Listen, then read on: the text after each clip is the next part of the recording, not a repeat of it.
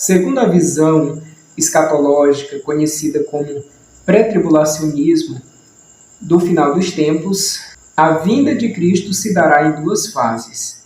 Uma fase antes da grande tribulação e a outra fase após a grande tribulação. Os eventos, segundo essa visão, acontecerão da seguinte forma.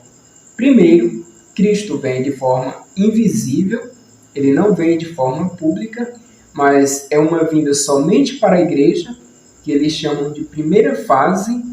Cristo vem com o propósito de buscar os salvos que estão na terra e assim levá-los para o céu, enquanto aqui na terra os que ficarem passarão pela grande tribulação que durará 7 anos. Só após essa grande tribulação, Cristo volta para findar esse período de 7 anos, que seria a grande tribulação na visão pré-tribulacionista. Porém, eu quero enfatizar aqui um detalhe. Segundo os pré-tribulacionistas, o anticristo se manifestará exatamente na grande tribulação, quando a igreja já estiver sido arrebatada, ou seja, levada aos céus por Cristo. E é justamente sobre a ordem desses acontecimentos que eu quero questionar agora os pré-tribulacionistas, mostrando uma contradição muito clara com um texto bíblico que trata do assunto. Então vamos recapitular aqui a ordem dos acontecimentos segundo os pré-tribulacionistas. Vamos lá? Primeiro, acontece o arrebatamento da igreja.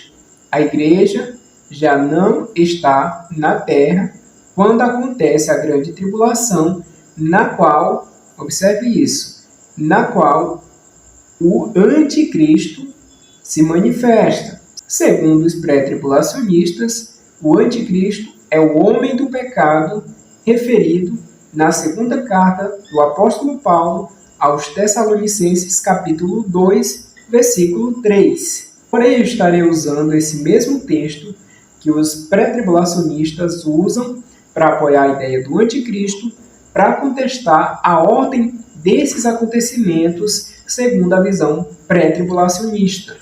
Antes de ler o texto, quero deixar bem claro aqui do que se trata o arrebatamento segundo os pré-tribulacionistas.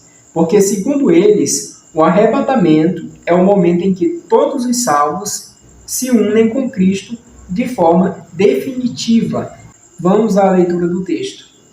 Diz assim, a segunda carta de Paulo aos Tessalonicenses, capítulo 2, do versículo 1 ao 3. Diz assim o texto. Ora, quanto à vinda de nosso Senhor Jesus Cristo e a nossa reunião com Ele, veja só, aqui está o arrebatamento, a nossa reunião com Ele, rogamo-vos, irmãos, que não vos movais facilmente do vosso modo de pensar, nem vos perturbeis, quer por espírito, quer por palavra, quer por epístola como enviado de nós, como se o dia do Senhor estivesse já perto. Agora observe esse detalhe do versículo 3 que eu vou ler agora.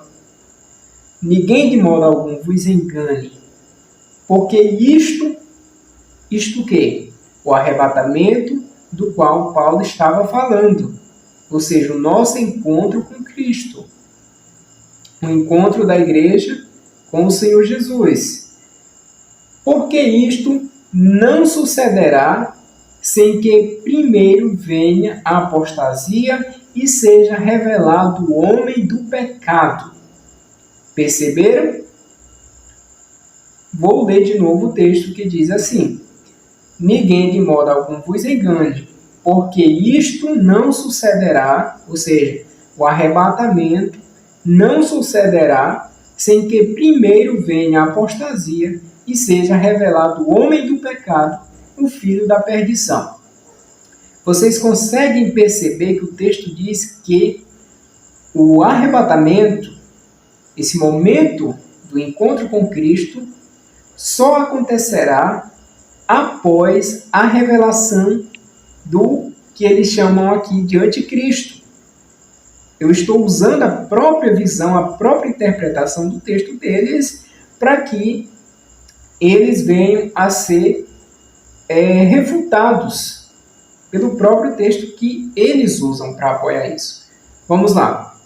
Haverá momento, sim, da união com Cristo, mas esse momento só acontecerá após o homem do pecado ser revelado. E se o homem do pecado é o anticristo, e o anticristo só aparece na grande tribulação, logo devemos concluir que o arrebatamento da igreja acontecerá somente após a grande tribulação, porque será somente após a revelação do anticristo. Vejam a contradição. Porque, segundo os pré-tribulacionistas, como eu já deixei bem claro, acontece primeiro o arrebatamento, aí vem a grande tribulação, e na grande tribulação está o anticristo. A ordem bíblica aqui do texto é diferente. Acontece primeiro o quê? A grande tribulação, e depois, somente depois, que o homem do pecado for revelado, que eu não estou afirmando que o homem do pecado aqui é o anticristo, eu não creio nesse anticristo dessa forma. Depois desse momento, da revelação do homem do pecado, será o momento em que a igreja encontra o Senhor. Vejam, percebam a ordem das coisas. De forma bem resumida, primeiro vem a grande tribulação, e depois acontece o momento em que Cristo vem buscar a igreja. A vinda de Cristo não em duas fases, mas apenas uma vinda. Porque, na verdade, os pré-tribulacionistas, eles alegam, usam essa expressão duas fases para não dizer duas vindas. Porque, na realidade, o que eles ensinam é que haverá duas vindas de Cristo. Uma para buscar a igreja de forma invisível, passam-se 7 anos, aí acontece o que seria a segunda fase, que na verdade é uma segunda vinda, para juízo final. Aliás, ainda eles acreditam, antes do juízo final, segundo eles, haverá um milênio, o reinado de Cristo aqui na Terra, por 1000 anos, e depois é que vem o juízo final e o fim da história, né? O fim da história da humanidade, como nós conhecemos aqui na Terra. Então, aqui muito claro, uma grande contradição deixa que essa questão, esse questionamento aos pré-tribulacionistas, como que vocês explicam esse texto? Como que vocês explicam essa contradição do texto que eu citei com a visão pré-tribulacionista que vocês ensinam?